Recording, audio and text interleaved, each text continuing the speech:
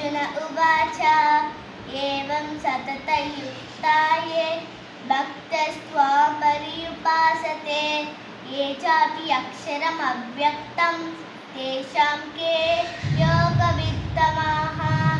श्रीभगवानुवाच मय्यावेशमनो ये मां नित्ययुक्ता उपासते श्रद्धया परयोपेताः ते मे युक्ततमा मतः।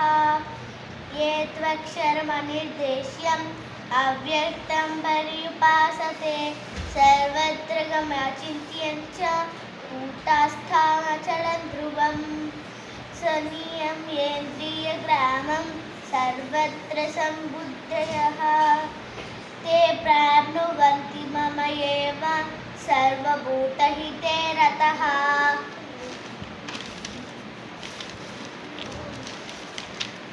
क्लेशोदिक्तारास्तेषाम् अव्यक्तसक्तचेतसाम् अव्यक्तहि गतिदुःखं देवव्द अवाप्यते।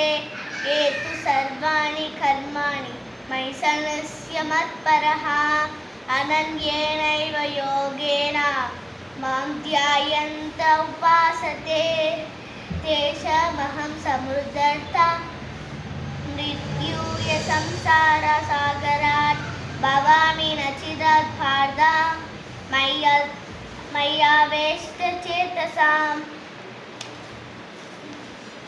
मय्येव मनादत्स्व मयि बुद्धिं निवेशय निवसिष्यसि मय्येव अर्थं न संशयः।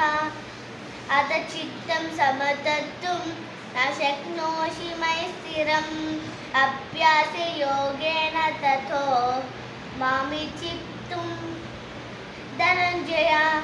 अभ्यासेऽपि समर्थोऽसि मत्कर्म परमो